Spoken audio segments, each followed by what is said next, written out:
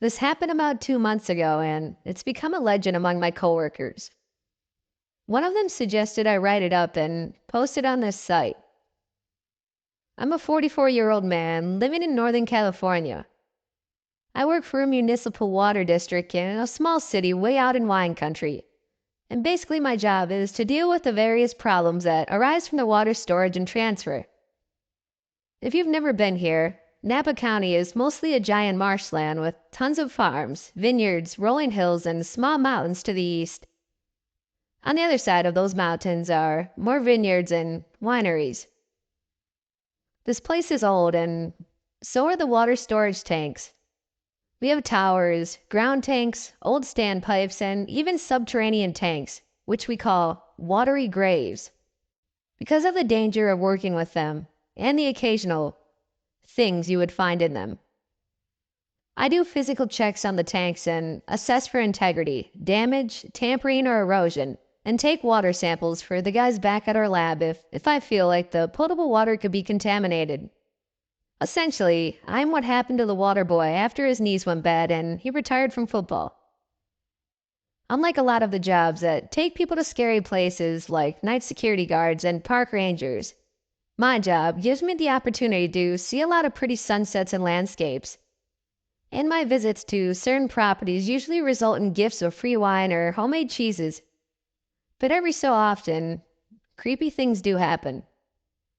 I found a lot of crack pipes and dirty needles around the tanks, because rural teenagers use them for cover or as chill spots. I also find spent shells or bullet casings, and every once in a while some dumbass uses the tank itself for target practice. I once found a pair of bloody underwear in the field near the base of a tower, and some obvious signs of struggle. I definitely called that one in.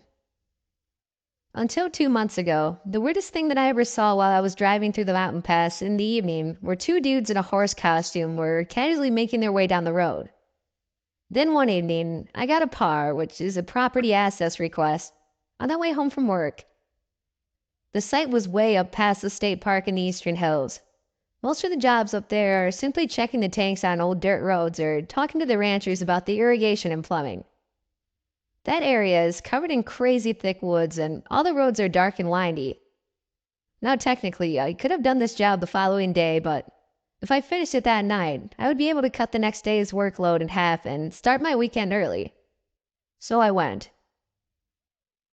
It was just after 8 p.m. by the time I got there, and it was starting to get dark. I had to pay attention because I had never been to this specific place before.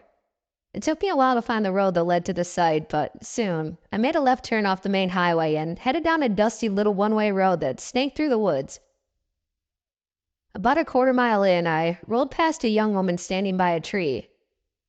By the plainness of her clothes, I figured she was one of the locals, probably a rancher's daughter. The woman looked to be in her late teens or early 20s, and she held in her arms a gray cat. The two didn't appear to be heading in any particular direction and just watched me with empty stares as I drove by. It was a bit unnerving, and she completely vanished into darkness as soon as my headlights pointed away from her. But in another minute or two, I passed an old house and reasoned that it had to be her home. It was pitch black by the time I arrived on location. I had to use my high beams as there were no streetlights at all. And eventually I came upon a clearing. Off to the left side of the road was a big field with two ancient water tanks in it. No doubt fed by a well and underground filtration system further up on the hill behind them. I realized I'd be doing a lot of walking around them. A rickety wooden fence surrounded the field and a few horses ambled around inside of it. I found this a little weird because typically ranchers would house their animals at night since late frosts in Napa aren't too uncommon. The whole property seemed in despair, like no one had been around for a long time.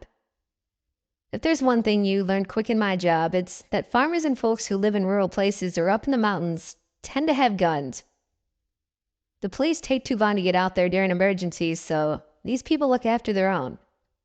Therefore, wandering out to a tank unannounced is a good way to end up with a bullet in your spine, even if the tank isn't actually on their property. Even though I could probably sneak the job and get done faster, I opted instead to notify the owner of my presence. I drove a bit further as I came around another bend. Two people, both probably in their mid-30s, darted across the road and off into the field. The man was almost naked, except for his underwear and shoes, and the woman was dressed and clutched a bundle of sticks to her body. They looked afraid. I pulled the truck over and rolled down the window slightly, calling out to them, but they ignored me. With the window down, I could hear a third person crying somewhere off in the dark. I've heard of cons like this before, where people try to get you to pull over and then they murder or carjack you, though I kept my doors locked. There was nowhere to make a U-turn, which is exactly what I would have done in that moment. The road was no wider than my truck, plus another half of a car, so I'd have to lean over into the shoulder if another car came by. On the field side of the road, a steep 3-foot slope led down into the grass, precluding an attempt to double back. Dim light emanated from the windows of a large house up ahead, so I sped up to reach it. As I approached, more and more people appeared. They glowed in the light of my high beams, then vanished into the dark as I rolled by. Some of them were completely nude. Some buried their faces in their hands, and some staggered as if dazed, while others ran full sprint down the road behind me, trying to get away from something up ahead. At this point, all I wanted to do was make it to the driveway of the farmhouse so I could flip a U-turn and peel the heck out of there. I instantly regretted not owning a firearm, and the sense that I was in danger sort of strobed through my body like electricity. When I finally arrived at the house, I slammed on the brakes and slid across the gravel entryway. The sounds of screams, maybe dozens of different voices, rose and fell around my truck. The first thought was that there was some sort of party going on in the house, but some disaster happened, like maybe a fire or a shooting. The house sat slightly elevated on the hill, about 50 feet from the road on the right side. To the left was the edge of the field and a thick wall of woods. People were running away from the house towards the woods and field, shrieking and babbling and cursing. The house was raised enough on the nearby hill that my high beams lit up only the first floor. Darkness completely shrouded the rest of it. A long wooden porch ran the length of the building, and just beneath the porch on one side was a huge gaping hole. You know how some of the houses have crawl spaces where you can get under the foundation to run wires and cables and stuff? That's pretty much what this was, but except the hole was big enough to fit a car through. And it looked like it had exploded outwards from the inside, like someone had set off a stick of dynamite under there. Pouring from the blackness of the hole were droves of people. Some were naked, some were clothed, some were bloodied. They limped and screamed and crawled out of the hole like ants from a drowned nest, scratching at their hair and arms. One of them simply walked down to the right of the lawn in front of my truck, sat down cross-legged, and began praying with a big smile on her face. Some of them laughed hysterically and sang, then began screaming and crying like they couldn't control their emotions. Sitting on the porch, casting a silhouette from the lights inside, was a man. I couldn't see his face, but he looked down at the chaos unfolding below his house and looked over to me. He reached his hand up slowly and waved, acknowledging my presence, then just stared at me as if he was awaiting a response. If you've ever seen a person dying in pain, they sound a lot like animals. Closer they get to death, the more their screams resolve into guttural howls. Someone inside that hole, deep down in the dark, was dying, while everyone else fled. They sounded like a tortured animal, and even though I was more afraid than I had ever been in my life, I still felt the momentary urge to rush inside and help. But another part of me knew that that's exactly what the man on the porch wanted. So instead, I threw my truck in reverse and backed out of the entryway, colliding with two people as I did, and blazed off into the night with total disregard for anybody running down that road. I noped out of there at warp speed and nearly wrapped my truck around an oak tree doing so. The drive back to the main highway took less than half the time it took me on the way out. My brain spat a million explanations at me, trying to rationalize what I'd just seen. It was a meth lab under the house that blew up, or a rave that went wrong, or some kind of devil-worshipping orgy of freaks. I'm not content with any of those explanations, but that's all I've got.